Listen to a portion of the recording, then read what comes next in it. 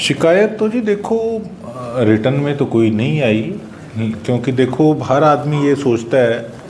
कि एक मेंटालिटी ऐसी बन चुकी है कि देखो डीलर भी सोचते हैं कि पैसा दे के जो काम हो जाए उसके जैसी रीस नहीं, कि कुछ इस प्रकार से जो है ना एक सोच मेंटालिटी बन गई है जिस करके कि सारा जो सिस्टम है वो ख़राब हो रहा है। एक मेंटालिटी बदलनी पड़ेगी और जब ये मेंटालिटी बदली जाएगी तभी हम लोग कामयाब हो सकते हैं।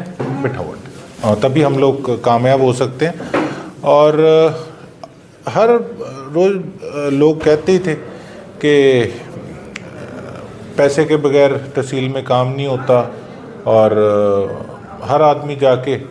पैसे चढ़ा के आता है। सरकार को भी चाहिए, देखो जो जो रजिस्ट्रियाँ जिस जिस एरिया की बंद हैं,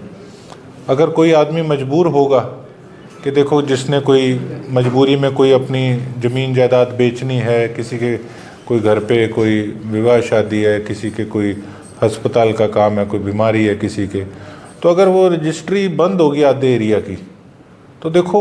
वो भी कहीं ना कहीं सफ़र कर रहे हैं। जो प्रॉपर्टी डीलर भाई हैं वो भी सफ़र करेंगे उस चीज़ से।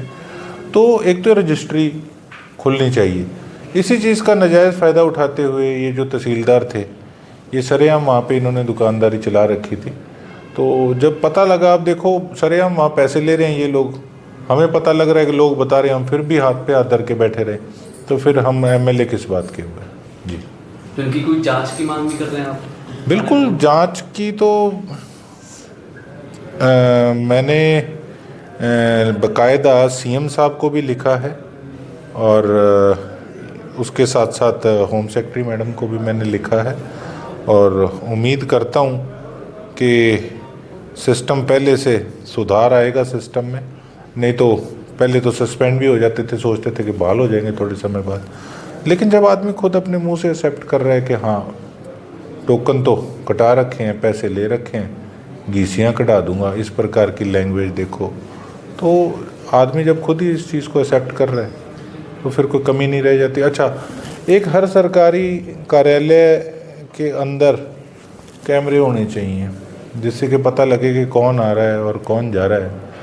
अब मान लो अगर इनकी इन्वेस्टिगेशन ही करनी है तो जितने लोग आ रहे हैं जा रहे हैं उनसे भी अगर एजेंसी खुद तफ्तीश करे और इनका रिकॉर्ड उठा के चेक करे कि जिस जगह की रजिस्ट्री बंद थी इन्होंने किस प्रकार से रजिस्ट्री की, तो ये तो बड़ा खुला सा केस है जी, दूध का दूध पानी का पानी हो जाएगा। लेकिन मैं ये देख के हैरान था कि सरेआम ये चीज़ें चल रही हैं। सरकार का जो रूल रेगुलेशन है उसको किस प्रकार से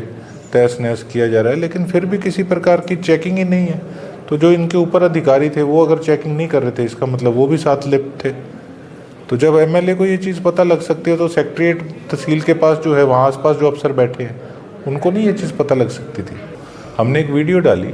और हमारे साथ हमारी कांग्रेस पार्टी की महिला विंग के हमारी जिला अध्यक्ष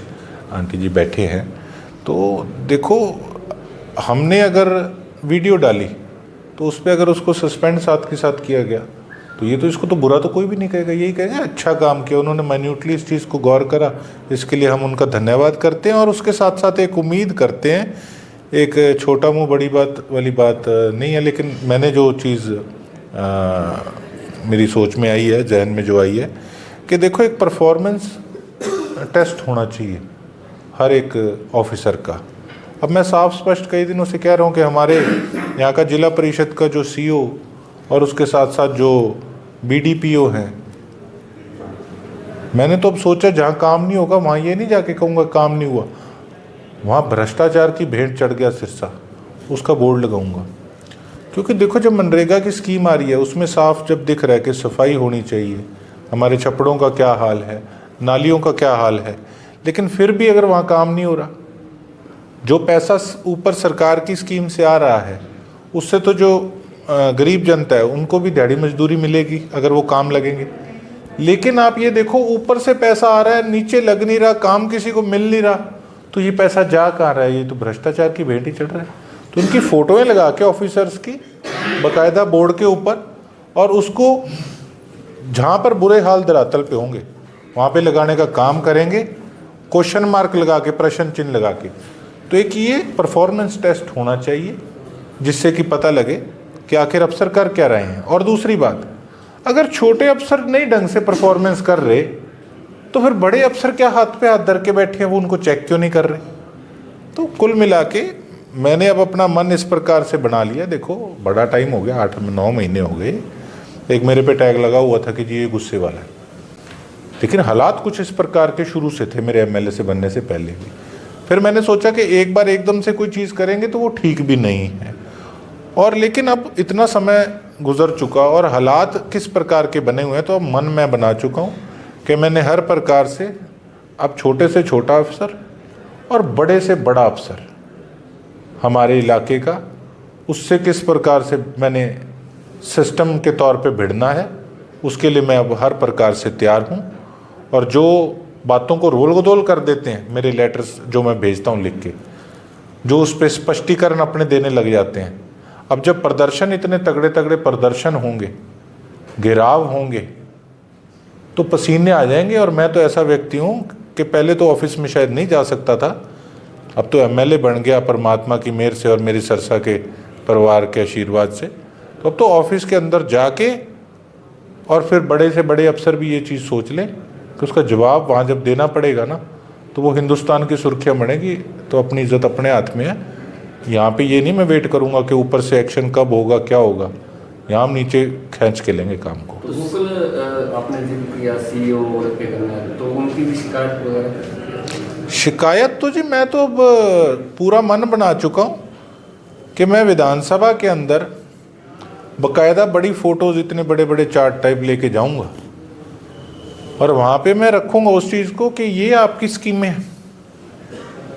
मैंने कल किशनलाल पवार जी से बात करी है इस बारे में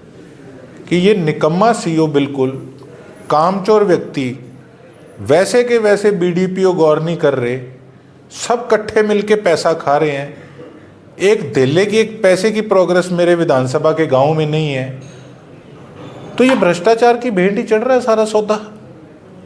तो मैं उम्मीद करता हूं कि किशनलाल पवार जी ऐसे लोगों पे सख्त एक्शन लेंगे, और अगर एक्शन नहीं होगा तो जो एज ए मेंबर जो मैं अपना मेरी कार्रवाई होगी, इस बार विधानसभा के अंदर सरसा की जनता देखेगी कि किस प्रकार से उनके प्रतिनिधि की आवाज़ जो है वो वहाँ पे गरजती है। और फिर मैं ये समझता हूँ जो भी बड़े बड़े मंत्री हैं और उनको जवाब इस चीज़ का देना होगा कि ये नेग्लिजेंसी क्यों।